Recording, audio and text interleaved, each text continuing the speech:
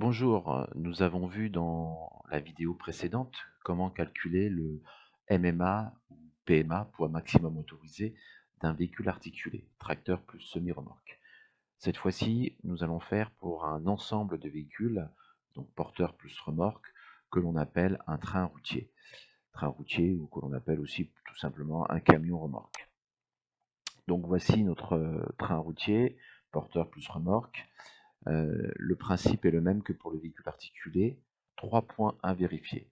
Le PTRA du porteur, la capacité du porteur plus la capacité de la remorque, donc PTAC porteur puisqu'on charge dans le porteur et PTAC remorque puisqu'on charge dans la remorque. Et enfin, regardez le nombre d'essieux. Ici, en l'occurrence, 4 essieux. Je rappelle que le code de la route nous impose 4 essieux de ne pas dépasser 38 tonnes et 5 essieux et plus, on peut aller jusqu'à 44 tonnes. Donc voici un exemple concret, les plaques de tare du porteur et de la remorque, le PTRA du porteur. Donc ici PTRA du porteur, 44 tonnes. Ensuite, PTAC du porteur plus PTAC de la remorque, 19 plus 19, ça nous fait 38 tonnes. Et enfin, en termes d'essieux, 4 essieux, donc on est limité à 38 tonnes.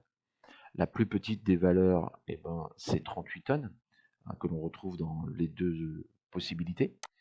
Donc, le PMA de l'ensemble, MMA de l'ensemble, 38 tonnes. Quand je vais rouler avec ce camion sur la route, le poids réel peut être égal à 38 tonnes, mais ne doit pas dépasser 38 tonnes. Donc voilà, donc là c'est un cas assez simple. J'enchaîne sur un deuxième cas avec des plaques de tare différentes. On a ici le PTRA 40 tonnes, donc j'ai déjà mis la réponse, 40 tonnes. Le PTAC du porteur 19 plus 18, donc ici 37 tonnes, et le nombre d'essieux qui est identique, 38 tonnes. La plus petite valeur est de 37 tonnes, donc le PMA de l'ensemble est de 37 tonnes. C'est un exemple similaire, avec une capacité inférieure pour le porteur. Toutefois, dans cet exemple, on peut charger sa remorque, on peut charger son porteur au maximum, puisque le PMA obtenu, c'est par l'intermédiaire du calcul des deux PTAC. Donc voilà, on fait notre chargement, il n'y a pas de souci par rapport à tout ça,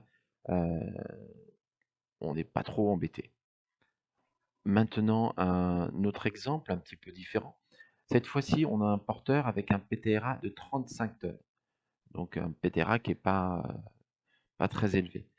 On a une remorque, donc c'est la même remorque que tout à l'heure. Donc le PTRA du porteur, 35 tonnes. PTAC du porteur, 19 tonnes, plus PTAC de la remorque, 18 comme tout à l'heure, 37 tonnes. Et le nombre d'essieux ne bouge pas, 38 tonnes. La plus petite de ces valeurs est donc 35 tonnes.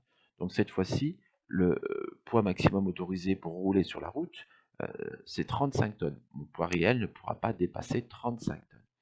Ce qui veut dire qu'il faut faire attention parce que si je veux charger mon porteur au maximum 19 et ma remorque au maximum 18, ça nous fait 37. Donc on est en surcharge de 2 tonnes. Donc là, il faut surveiller son chargement de façon individuelle. C'est-à-dire que si on prend l'exemple que j'ai écrit, dans cet exemple, il faudra être vigilant sur le chargement de chaque partie. Si je charge mon porteur à son maximum, donc c'est-à-dire que on met ici 9 tonnes 500, donc on arrive au porteur avec un poids réel de 19 tonnes.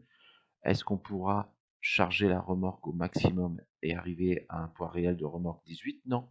On ne pourra mettre dans la remorque que 10 tonnes 75.